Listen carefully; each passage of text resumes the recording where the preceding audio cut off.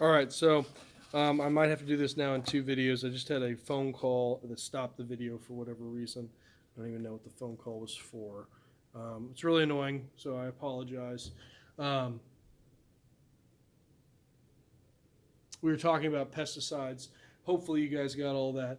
We're going to go on to a new solution to an old problem, which is GMOs. So, a lot of these issues, things like drought, things like that we talked about with irrigation, things like not having enough nutrients in a particular soil for a particular crop, um, things like pesticides, insecticides, and how using too much of them can result in the pesticide treadmill. These all can be addressed genetically, at least to some degree, and that's where GMOs kind of become part of the equation and they become part of the discussion. So there are pros to GMOs and cons. I realize that I haven't defined GMOs, but we've talked about these in class anyway. GMOs are genetically modified organisms.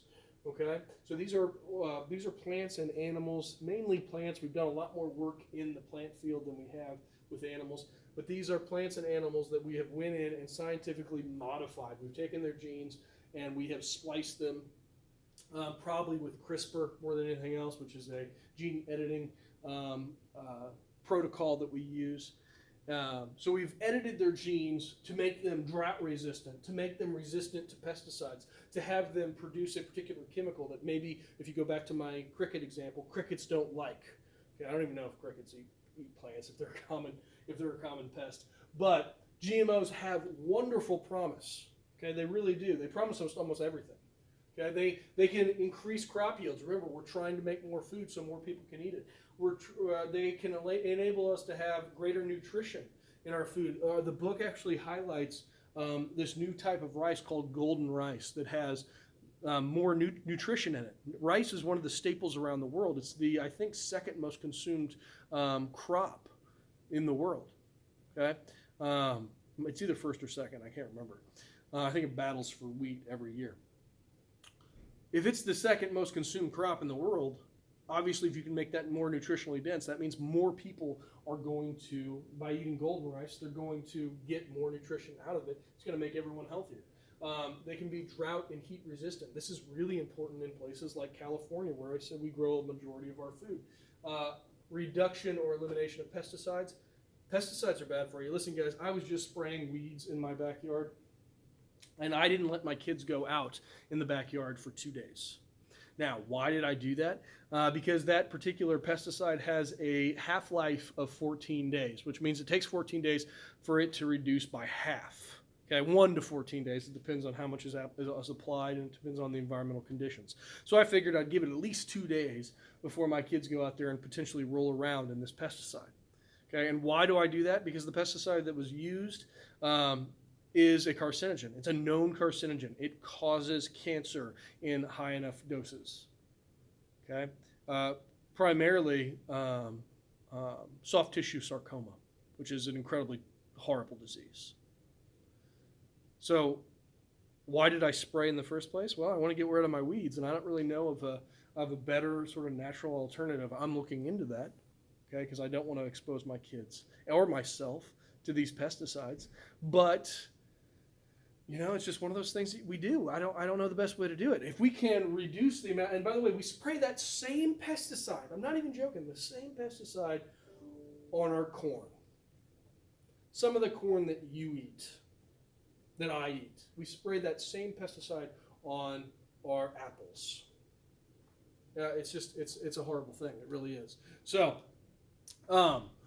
there are some downsides to that. If we can get a GMO of corn, let's say, that it does not require a carcinogen to be sprayed on it, I'm fine with that. I think that's a good thing. However, there are, of course, some long-term concerns. We don't know about the health risk that it poses for humans. It also has an influence on native species where it could be part of that gene pool and influence that gene pool, and thus the ecosystem that niche that particular species has carved out. So the next thing I want to talk about is concentrated animal feeding operations.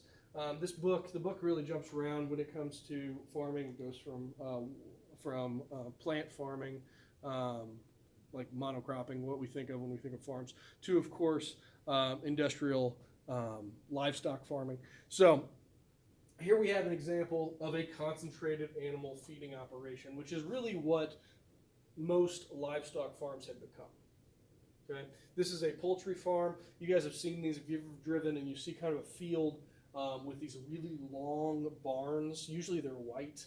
These really long white sort of shed-looking things in the field. Those are poultry farms, and they are stocked full with thousands of birds, thousands of chickens. The reason you can go and get chicken for like sometimes 95 cents a pound if you buy whole chicken is because it's so cheap, because they are growing so many of them. Now, are they growing them in good conditions? No. These are large indoor-outdoor structures designed to maximize output. That's what we're trying to do. We're trying to maximize the number of birds that we send to market, because every bird is worth money. And there's benefits to that. Like I said, 95 cent per pound chickens.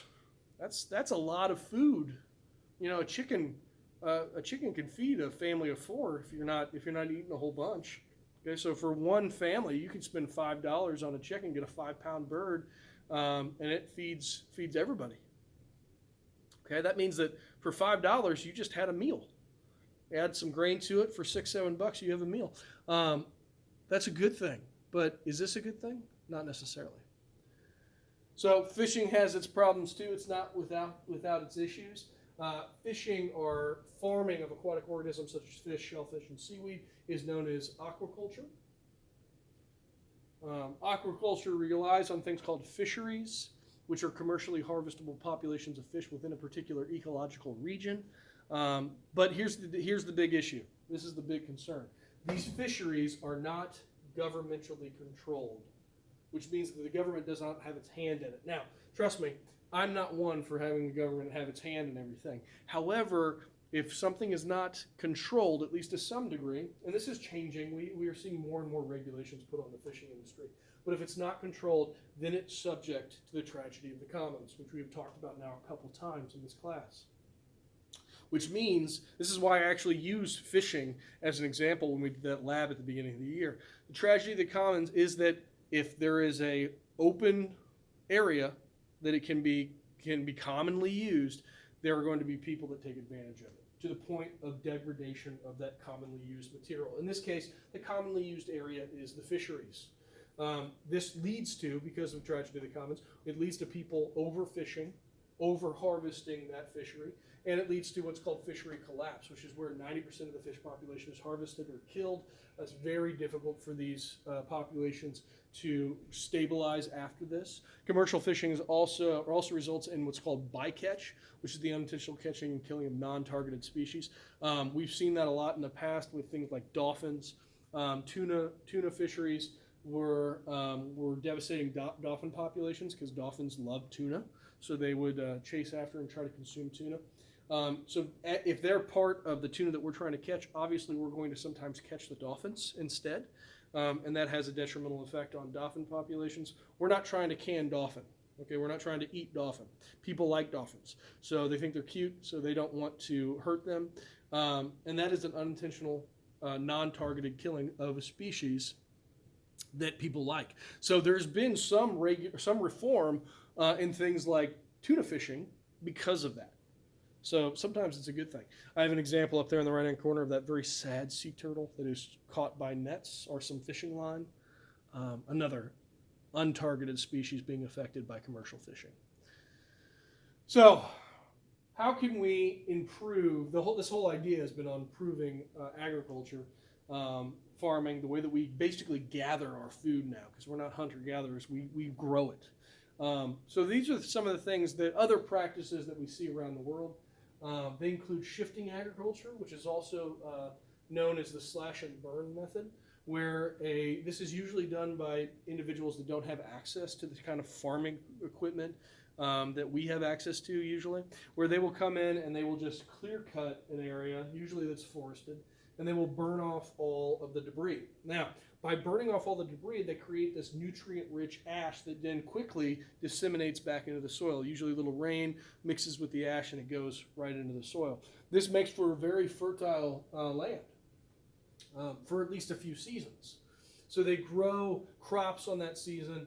and then over time it starts to degrade. So they go to another area, they cut it all down, they burn it, and they start anew. Okay? There's some benefits to this, and there's some downsides. One, they leave that other land alone, and that usually a lot of times it will replenish some of the nutrients that were lost on its own. But the downside is, first off, you're clear cutting certain areas of forestry, so you're taking away habitat for lots of animals. But we've done that already, so it's not like commercial farming doesn't do that either. So there's some benefits and there's some downsides. Another way to do it, kind of shifting away from plant production and going to animal production, is nomadic grazing.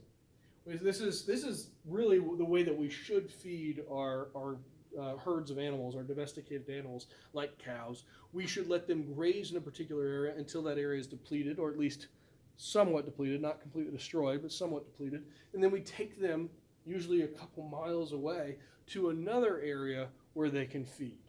Okay? And a lot of times we're seeing a shift to this in the United States, where a lot of grass-fed beef is grown using the nomadic grazing method. By the way, if you guys haven't read the introduction to this chapter, which talks about sustainable farming and how one particular individual has revolutionized his farming technique, it's really interesting, and it's a way that I wish more farmers would do, but of course it won't happen because it's not large scale enough.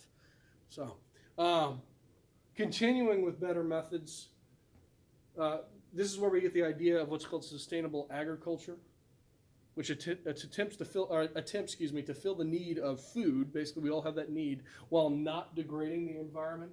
So the slash and burn method is something that's used in certain areas, but these are methods that are being incorporated into even industrial farming to hopefully try and become more sustainable. You see a lot of organic farmers kind of use some of these techniques. One of the techniques, and even industrial farmers use this, they use crop rotation. We'll start with number 2. This is where they plant a different crop in a field every year to replenish spent nutrients. So you guys have probably noticed, and we've talked about this before, if you drive past a field, if you live in Jerseyville or Bethalto or something, there's cornfields all over the place. They're not always cornfields. So a lot of times corn and soybean will be crop rotated, meaning that one season you'll have corn grown there, in 1 or 2 seasons, maybe even 3 or 4, and then the next 2 or 3 seasons you'll have soybeans grown there. Now sometimes farmers will do that based on just the price of that particular crop at the time. Man, having some technical issues today. Remind me tomorrow. But a lot of times they're doing that for nutrition depletion within the soil. They want to replenish certain nutrients in that soil that have been depleted primarily by the corn. Corn is really big on taking up certain nutrients. They're very nutrient hungry, things like phosphorus and nitrogen primarily. So they'll rotate it with things like soybeans that put nitrogen in particular back into the soil. Another method they could use, and I've never seen this one, that's not true. I've seen it in certain small farms, but never in industrial farms, is intercropping, where 2 or more species are planted in the same field at the same time. Example is corn and peas. And again, it's the same idea. Corn is going to take a lot of nutrition out of the soil. Peas actually put some of them back in. It's also a legume like soybeans, so it will put nitrogen back into the soil. Agroforestry is really interesting to me. This is intercropping trees with crops. So the main purpose of this, and you guys can see a small picture of it up here in the corner, the main purpose of it is to avoid erosion, because obviously the trees are going to hold the soil in place. So even if you plow to a certain degree, they will hold all that soil with their deep roots. But it looks really cool, and I love the way that it creates a better habitat for organisms. And finally, the last one, actually, I think there's a 5th, contour plowing. This is where you plow with the topography of the land. You don't just clear cut it. You don't level it. If there's a hill, you plow uphill, and then you plow downhill. You keep the topography again mainly for the purpose of reducing soil erosion. All right, and last one, of course, again for soil erosion. Soil erosion is a big problem with farming. Is no-till agriculture. And some industrial farms do this as well. I've seen it, where they will, here within the next, we're just planting corn now. So by about August, actually probably not August, I would say mid-July, we will harvest that corn because we've been planting it a lot earlier than we used to. Like I said, we plant it now. It used to be that it was harvested in August when I was young. Now it's harvested usually mid-July. But they'll leave the stalks, and they won't plow the field until the next season. And they do that. They leave the stalks of the corn in the field for the entire rest of the summer and through the winter. And they do that to keep the soil rooted into the ground by the remains of those crops. So not only do we have some methods of farming that have helped us be more sustainable, we have also new methods for pest control. And the big one here, I would say, is integrated pest management, or IPM. This is, again, being utilized by some of the industrial farmers. Okay? Organic farming, not as much, but the IPM is being utilized. This is where we not only crop rotate, not only do we use GMOs, but we limit, this is the big thing, we limit application times and amounts of certain pesticides. We're trying to find the least amount of pesticides for effectiveness. Okay? I actually had an individual who came in last year and talked to my bio class about his IPM methods. He runs an orchard. I'd love to have him come in now, but of course, things are crazy. But he runs an orchard, and he practices IPM, or integrated pest management, where he does spray his apples. It's an apple orchard. Just like Eckerd's does, just like every other place that grows apples. Unfortunately, you just can't get away from it. If he didn't spray them, he wouldn't have a crop. Okay, they would be consumed by other animals. So, mainly insects. So he sprays them with pesticides, but he uses the smallest dose possible that he has calculated. He only sprays it at certain times to increase the effectiveness of the spray and reduce the amount that he needs. And he only sprays certain concentrations, so the lowest concentration that is effective for his means. So he's trying, IPM is in effect trying to use the least amount of pesticides that you can. Okay?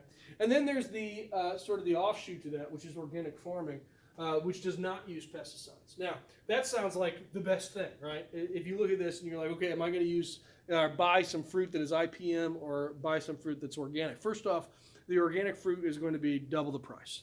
And the reason it's double the price, not always, but sometimes, is because it just costs more to produce. You don't get nearly as much. There's less yield. It does result, unfortunately, in more erosion because there has to be more tilling.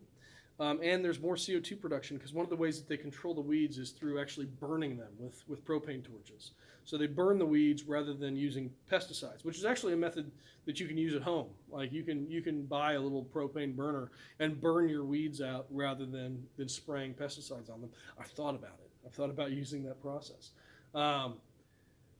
So there's benefits to this, but there's also downsides. Like I said, the main one is just less production, which means higher cost. And as we talked about earlier, with poverty is one of the main reasons that we don't have individuals getting access to the food that they have, not having food security, then organic food is probably not the answer. It is the answer for certain people that can afford it, but it's not the answer for everyone. All right, finally, we can also apply some sustainability to better fishing techniques, which include rotating fishing grounds, and of course, implementing and enforcing individual transferable quotas.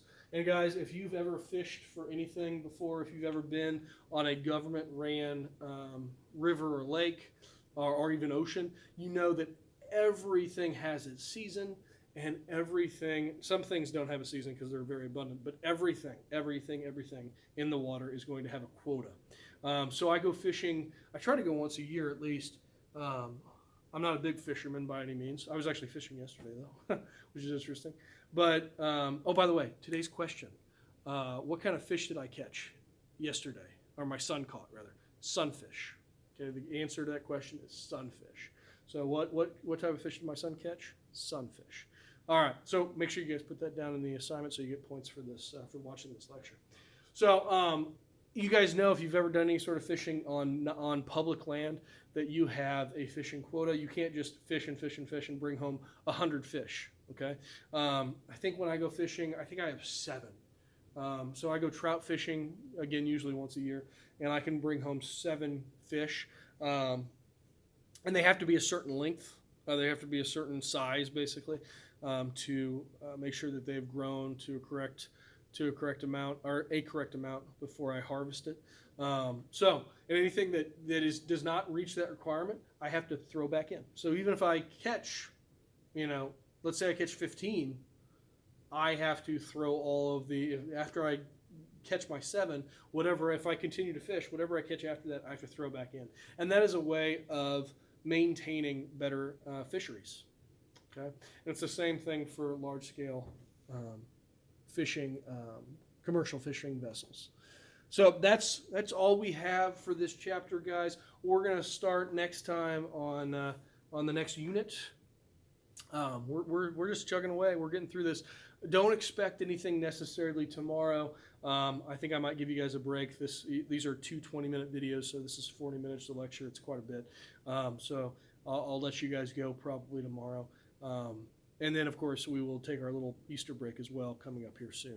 But I hope everybody is doing well, feeling well, and I hope you guys are going through this material still. Don't give up on it. You still have this test. Hopefully we can all take it and get our 3 or better. All right. Let me know if you have questions. I'll talk to you later.